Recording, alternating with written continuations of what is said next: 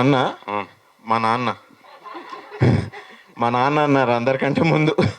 మా ఫ్రెండ్స్ అంటూనే ఉంటారు, బట్ నాకు మా నాన్ననే అన్నది. మస్తున్నావు ఓకే అని. ఒకసారి మహేష్ బాబు గారి సినిమా బంక్ కొట్టి ట్యూషన్ సినిమా చూడడానికి వెళ్ళా, టక్కరి దొంగ అని. థియేటర్ బయట నానున్నారు, బయటకు వచ్చేసరికి ఓ నాయన ఇదేంటంటే ఏం సినిమా చూసావురా అని అడిగారు. టక్కర్ దొంగ అంటే నువ్వురా టక్కర్ దొంగవి, మహేష్ బాబు కాదు, ఇంటికి రా అని హీ టుక్ మీ. సో అదే రోజు he only set that. Popularity ఉన్నప్పుడే మనల్ని రకరకాలుగా టెంప్టింగ్ చేస్తూ ఉంటాయి. మన లైఫ్లో చాలా జరుగుతూ ఉంటాయి. ఇప్పుడు బాగా మంచి పీక్లో ఉన్న ఆర్టిస్ట్గా మీరు మంచి పీక్లో ఉన్నారు. సడన్గా హీరో మారటం అనేది అది కొంతమంది ప్లస్ అవుతుంది, కొంతమంది మైనస్ అవుతుంది. చాలా మంది కమెడియన్గా వచ్చి అలా క్యారెక్టర్ ఆర్టిస్ట్గా వచ్చి హీరోలు అయిన వారు సక్సెస్ఫుల్ చాలా తక్కువ అడుగుగా ఉన్నారు. సో ఈ టైంలో మీరు ఆల్రెడీ ప్రొఫెసర్గా బాగా పాపులర్గా అన్ని సినిమాల్లో త్రూ అవుట్ హీరోతో పాటు క్యారెక్టర్ చేస్తున్న టైంలో ఈ టైంలో హీరోగా చేయడం అనేది మీరు రిస్క్గా భావించలేదా? సార్ బేసిక్గా ఏంటంటే నేను సపోర్టింగ్ క్యారెక్టర్స్ కానివ్వండి, వేరే క్యారెక్టర్స్ చేస్తున్నప్పుడు కూడా I don't approach it like స్టారో, లేకపోతే ఓహో నేను ఇప్పుడు ఇంత పెద్ద సినిమా చేస్తున్నాను సో ఐ హ్యావ్ అరైవ్డ్ అని అనుకోవడాలు ఇట్లాంటివి నేను ఎప్పుడూ అనుకోలేదు. When you think you have arrived then I think there is some risk. But నేను నా అప్రోచ్ వేరే సినిమాలో సపోర్టింగ్ క్యారెక్టర్స్ చేసిన, ఈ సినిమాలో హీరోగా చేసిన, the approach is only one. Character ఏంటి, క్యారెక్టర్ని ఎలా ప్లే చేయాలి. నేను ఇప్పటి నుంచి హీరోగా ఎంచుకునే సినిమాల్లో కూడా I just don't want to be a hero, ఒకటే హీరో ఒకటి మీదనే వెళ్ళింది అట్లా కాకుండా ఒక ఆల్ టుగెదర్ స్టోరీ బాగుంటే then I would love to be a part of it. At the same time I'm not going to stop doing films. ఏదన్నా మంచి క్యారెక్టర్ వస్తే కూడా చేస్తాను, నేను చేయకుండా నేనేం వదిలిపెట్టలేదు. So there is risk in people's perception, but as long as నాకు అది రిస్క్ అనిపించకపోతే I think I can pull off, and ఆ ఎనర్జీయే ట్రాన్స్ఫర్ అవుతుంది టు ది ఆడియన్సెస్ అని నేను నమ్ముతాను. మేడం భవన్ గారు 15% కమిషన్ 20% కమిషన్ తీసుకుని మీరు మీ దగ్గర వస్తే తీసుకుని చేసుకుంటారు, అప్పుడు రిస్క్ లేదు. కానీ ఇది చాలా రిస్క్తో కొన్నది.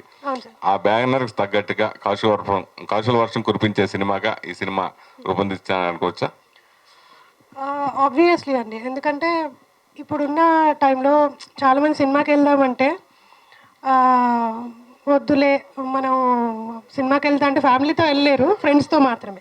పోనీ ఓటీటీలో ఏదైనా పెట్టుకొని చూద్దాము అంటే పిల్లలు ఉన్నారు, వద్దులే తర్వాత చూద్దాం. ఇలాంటివి జరుగుతున్నాయండి, నేను చూసినంతవరకు మా ఇంట్లోనే జరుగుతూ ఉంటాయి. ఇది చూద్దామంటే వద్దులే డాడీ ఉన్నారు, ఇలా జరుగుతున్నాయి మాకు. సో అట్లాంటిది కాకుండా అందరూ అండి, ఒక ఫ్యామిలీ మొత్తం, మా ఫాదర్ ఉన్నారనుకోండి, మా ఫాదర్తో నేను చూడగలను హ్యాపీగా. ఇట్లా ప్రతి ఒక్కరూ ఒక ఫ్యామిలీతో చూసే సినిమా అండి. ఇలాంటి సినిమాలు రావడమే చాలా తక్కువ. సో వస్తున్నప్పుడు ఆదరిస్తారని అనుకుంటున్నానండి నేను. అభినవ్ అన్న రిలీజ్ అయిన తర్వాత పక్కన ఫ్రెండ్ ఏం చేసినా కూడా మస్తు షేడ్స్ ఉన్నారా నీలో అనుకున్నాము. ఆ టైటిల్తో సినిమా చేశారు. ఒక్కోసారి సోషల్ మీడియాలో కూడా కొన్ని పదాలు ట్రెండ్ అవుతూ ఉంటాయి, మీకు తెలిసిందే. ఈ మధ్య ఎవరేం చేసినా కూడా బాగానే ఎక్స్ట్రా చేస్తున్నావుగా. సో ఎందుకంటే బాగా యూత్కి నేను ఒకటే విషయం అనుకున్నాను అండి, మేము టైటిల్ పెట్టేటప్పుడు సినిమా అందరికీ వెళ్ళాలి అండ్ సింపుల్గా గుర్తుపెట్టుకునేటట్టు ఉండాలి అని అనుకొని పెట్టిన టైటిల్ అంతే.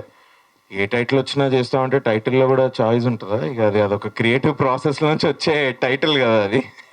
నేను ఇదే టైటిల్ పెడితేనే చేస్తా అంటే ఇంకా అది కష్టం అనుకుంటా.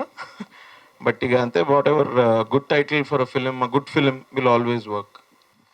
ఎస్. స్పీచ్లన్నీ మరి ఇక్కడే చేస్తున్నారు లేదా అక్కడ ఇంకా పెద్ద స్పీచ్ ఇస్తా. So that was a funny side. అయితే అభినవ్ గోమటం అనగానే యూజువల్గా కామెడీ రోల్స్, ఒక కామిక్ క్రాపర్ లాంటి సినిమాలు ఎక్స్పెక్ట్ చేస్తారు. But going by the trailer this sounds like more కొంచెం serious megastar Chiranjeevi garu challenge cinema తరహాలో ఏదో అలా అంతా క్రియేట్ చేశారు. సో డూ థింక్ అంటే యాక్సెప్టింగ్ ఆఫ్ ద ఆడియన్స్ అనేది రిలీజ్ తర్వాత తెలుస్తుంది, బట్ కానీ బిఫోర్ ద సినిమా ల్యాండ్ అవడానికే కంటెంట్ చాలా ఇంపార్టెంట్. అవును. సో ఇలాంటి ఒక కంటెంట్తో వస్తే అభినవ్ ల్యాండింగ్ ఎలా ఉంటుంది? Do think it's not a risk?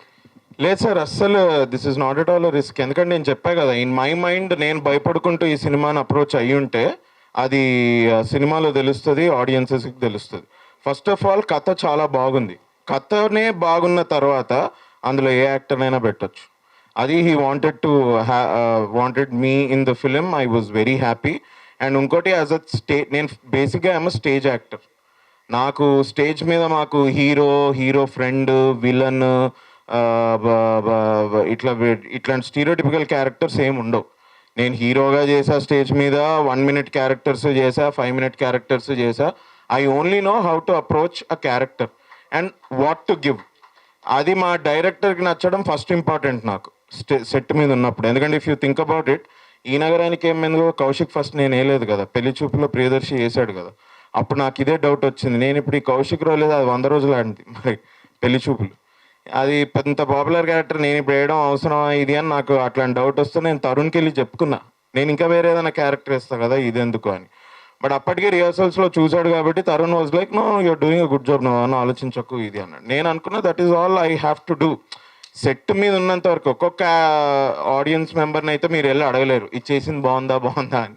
Vision డైరెక్టర్ది, ఆయనకు సెట్ మీద నేను చేసింది నచ్చిందంటే నా పని అయిపోయింది. ఇంకా మిగతా ఇది అంతా స్టోరీని చూస్తారు, బీజిఎం మ్యూజిక్ అదంతా ఒక ప్యాకేజ్కి వస్తుంది కాబట్టి నేను ఈ సినిమా ఎస్పెషల్లీ రిస్క్ అనుకోలేదు, ఎందుకంటే దీని స్టోరీ చాలా బాగుంది. అండ్ ఐ ఫీల్ బిలీవ్ అని అనొచ్చలేదు నాకు తెలియదు కానీ, but I think I can do a good number of wide range of characters is what I believe. This is what I think in my bedroom. మా ఇంట్లో కూర్చొని ఆలోచించేది. బట్ బయటకు వచ్చినప్పుడు నాకు ఒక క్యారెక్టర్ ఇంట్రెస్టింగ్గా ఉంది ఇది అంటే నేను ఆ క్యారెక్టర్నే చూస్తా. I just blindly go. There is no సినిమాలే రిస్క్ అన్న, ఇంకా మళ్ళీ సినిమాలో క్యారెక్టర్ వేసేది రిస్కా, అంత ఓవర్ థింకింగ్ నా వల్ల కాదు. ఓకే అండి, congrats director. Thank you. First of all congratulations to. అంటే మీరు సెట్ బాయ్గా ఉన్నప్పుడు అసోసియేట్గా డైరెక్టర్గా ఉన్న వల్ల ఇంకా డైరెక్టర్ అవ్వలేదు, మీరు సెట్ బాయ్ నుంచి డైరెక్టర్ అయ్యారంటే you must done lot of hard work. Congrats అందా. Thank you sir, thank you sir. అంటే నిజంగా ఈ సినిమా కంటెంట్కిను ఆ మస్తు షేడ్స్ ఉన్నారనే టైటిల్కి రిలవెన్స్ ఉందా, లేకపోతే అభినవ్ గోమటం హీరో కాబట్టి ఆయన డైలాగ్ని తీసుకున్న టైటిల్గా పెట్టేస్తారా ఒక క్రేజ్ కోసం? లేదండి, ఖచ్చితంగా రిలేట్ ఉందండి. దీంట్లో ఒక షేడ్స్ ఉంటాయి. ఇప్పుడు దాకా ఒక కామెడీ చేయటం, ఎస్పెషల్లీ ఈ నగరానికి ఏమన్నా ఆయన కామెడీ చేయలేదు, ఆయన మాట్లాడిన విధానం మన కామెడీ తెచ్చింది. కానీ ఎస్పెషల్లీ సినిమాలో తీసుకోవడానికి మెయిన్ రీజన్ కూడా అదేనండి. మిగతా వాళ్ళలాగా ఇంత ముందులాగా మన పాత వాళ్ళు పెద్దవాళ్ళు చేసినట్లు పడి కామెడీ చేయలేదు. ఆయన మాట్లాడే విధానం మనకు ఫన్నీ అనిపించి నవ్వేశాము. సో ఏ క్యారెక్టర్ చేయొచ్చు అనిపించింది, అది తీసుకున్నాము. సో ఈ కథలో కూడా చాలా షేడ్స్ ఉన్నాయండి. ఒక యాప్ట్ అనుకున్నాం. యాక్చువల్గా మీరు అనుకున్న డౌటే మాకు ఫస్ట్లో వచ్చింది టైటిల్ అనుకున్నప్పుడు. బట్ లేదు, కాస్త అందరికీ నోటెడ్ పేరు, దాంతో కథ కూడా బాగా సెట్ అవుతుందని చెప్పేసి పెట్టాం. కానీ ఎస్పెషల్లీ అభినవ్ ఉన్నాడనేది పెట్టలేదండి. సార్ సారీ, బట్ ఈ కథలో ఏంటంటే చాలా ఉడిదుడుగులు ఉంటాయి నా క్యారెక్టర్కి. సో చాలా దెర్ ఇస్ కామెడీ కూడా ఉంది, there is love, there is sadness, there is hate, there is all these kind of different shades ఉన్నాయి కాబట్టి కూడా ఓకే మస్త్ షేడ్స్ ఉన్నారా అని మా కో డైరెక్టర్ గారు when he suggested we all actually thought okay ఇది బాగుంది కదా ఇది పెట్టచ్చు ఇది అని. కూల్ అండి, కంగ్రాచులేషన్స్. ప్రొడ్యూసర్ గారు, ఎందుకంటే వాళ్ళు 30 secondsలో స్టోరీ చెప్పడం అలవాటు అవుతుంది కాబట్టి 2 hours స్టోరీ చెప్పాలని చాలా టఫ్ అనమాట. చాలా రేర్ కేసెస్. ఆర్బల్కి ఒకళ్ళు, రాకేష్ ఓంప్రకాష్ మెహ్రా కొంతమంది సక్సీడ్ అయ్యారు. మిగిలిన అన్ని చోట్ల యాడ్ ఫిల్మ్ మేకర్స్ అందరూ సినిమాలు తీయడంలో విఫలమయ్యారు.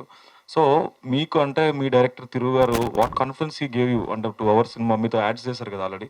2 hours సినిమా చేయడానికి ఎట్లా నమ్మారు మీరు? అంటే ఏం స్టోరీ అందరూ బాగుందంటారు బేసికల్గా. స్టోరీ కాకుండా మస్ట్ సీ సంథింగ్ కదా, ఇతను 2 hours సినిమా తీస్తాడని నమ్మడానికి. What is that your scene in him?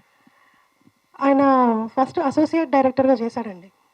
Few movies Manasuku Nachindi and Naa Nuvve. So end of the goal మాది అదే అండి, సినిమానే.